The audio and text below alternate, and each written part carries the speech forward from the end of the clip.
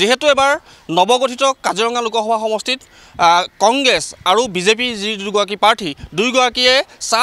চাহ জনগোষ্ঠীক আচলতে প্ৰতিনিধিত্ব কৰা ব্যক্তি এগৰাকী প্ৰাক্তন বিধায়িকা আনগৰাকী ৰাজ্যসভাৰ প্ৰাক্তন সাংসদ ইতিমধ্যে কি ভূমিকা ল'ব যেহেতু চাহ জনগোষ্ঠী বুলি ক'লে আচ্ছাৰ তাত সবল ভূমিকা থাকে এই ক্ষেত্ৰত কোনগৰাকী প্ৰাৰ্থীৰ বেছি অগ্ৰাধিকাৰ হ'ব বা কেনেধৰণৰ বাগিচাসমূহৰ যি উন্নয়ন সেইসমূহ উন্নয়ন আচলতে লোকসভাত কিদৰে উত্থাপন কৰিব তাক লৈ বিভিন্ন প্ৰশ্ন অৱতাৰণা হৈছে মোৰ লগত চাহ জনজাতি ছাত্ৰ সন্থাৰ আচ্ছাৰ বিষয়ববীয়াসকল আছে আমি তেওঁলোকৰ পৰা পোনে পোনে জানিবলৈ চেষ্টা কৰিম প্ৰথমতে জিলাৰ সম্পাদক আছে আমি তেওঁৰ পৰা জানিবলৈ চেষ্টা কৰিম যেহেতু এইবাৰ যেহেতু নৱগঠিত কাজিৰঙা লোকসভা সমষ্টি এই সমষ্টিটোত দুয়োগৰাকী প্ৰাৰ্থী বিৰোধীয়ে হওক বা শাসকীয় পক্ষই হওক দুয়োগৰাকী চাহ জনগোষ্ঠীক প্ৰতিনিধিত্ব কৰি পেলাই আহিছে এতিয়া ভূমিকাটো যেহেতু চাহ জনগোষ্ঠী বুলি ক'লে আচ্ছাৰ এটা সবল ভূমিকা থাকে আচ্ছাৰ ভূমিকা কেনেকুৱা হ'ব হয় নিশ্চিতভাৱে আসলতে চাহ জনগোষ্ঠী বুলি ক'লেই নহ'ব আসলতে অসমৰ লগতে অসমত বসবাস কৰা খিলঞ্জীয়া লগতে অসমত বসবাস কৰা বিভিন্ন জাতি জনগোষ্ঠীৰ মাজত চাহ জনগোষ্ঠী এক অৱস্থিত অংগ চাহ জনগোষ্ঠীৰ লোকসকলৰ বিভিন্ন সময়ত বিভিন্ন সমস্যা লৈ পেলাই অসম চাহ ছাত্ৰ সন্থা মাৰ বান্ধি বিভিন্ন সময়ত থিয় দি আছে আজি চাওক চাহ জনগোষ্ঠীৰ লোকসকলৰ বিভিন্ন সময়ত আমাৰ যিবিলাক মূল দাবী সেই দাবীবিলাক আমি উত্থাপন কৰি আহিছোঁ বিগত আমি দেখিলোঁ 15টা বছৰত কংগ্ৰেছৰ যিটো ৰামলীলা আমি দেখিলোঁ তাৰপিছত এই এছাম সাধাৰণ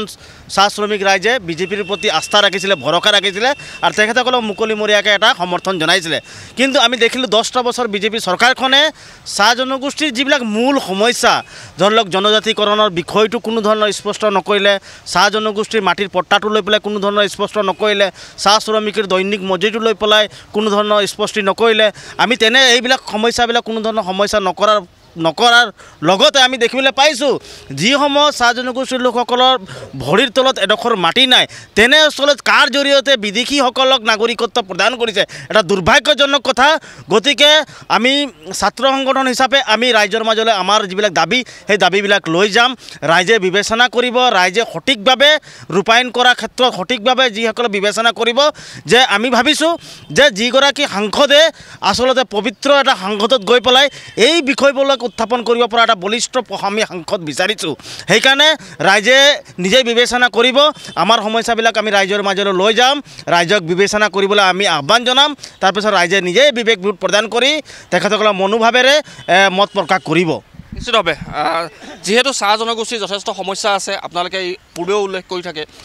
এইবাৰ কি হ'ব নিৰ্বাচন যেহেতু সমাগত লোকসভা নিৰ্বাচন সমাগত আৰু কাজিৰঙা সমষ্টিত দুয়োগৰাকী শাসকেই হওক বা বিৰোধীয়ে হওক দুয়োগৰাকী চাহ জনগোষ্ঠীৰ পক্ষত বা চাহ জনগোষ্ঠীৰ নেতা কি ক'ব কেনেধৰণৰ হ'ব এবাৰ নিৰ্বাচন চাওক অসমৰ বৃহৎ চাহ জনগোষ্ঠীৰ নেতৃত্ব প্ৰদান কৰি থকা একমাত্ৰ ছাত্ৰ সংগঠন অসম চাহ ছাত্ৰ সন্থাই বছৰ বছৰ ধৰি অসমৰ জনগোষ্ঠীৰ আমাৰ চাহ জনগোষ্ঠীৰ যিখিনি মূল সমস্যা হিচাপে জনজাতিকৰণ বা ভূমিৰ পাট্টা বা চাহ শ্ৰমিকৰ দৈনিক মজুৰি এইখিনি আমি মূল একচুৱেলি দাবী আমি উত্থাপন কৰি আহিছোঁ কিন্তু এই দাবীবিলাক আজি তাৰিখতো মানে পূৰণ কৰা আমি দেখিবলৈ নাপালোঁ বিগত কংগ্ৰেছ চৰকাৰেও আমাক প্ৰতাৰণা কৰিলে প্ৰতিশ্ৰুতি দিলে প্ৰতিশ্ৰুতিয়ে থাকিলে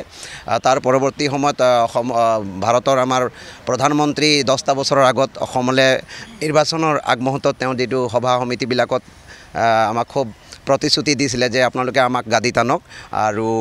আমি আপোনালোকৰ যিখিনি মূল সমস্যা এইখিনি খুব সোনকালে আমি সমাধান কৰিম কিন্তু 10টা বছৰ পাৰ হ'ল এটা 3 নম্বৰ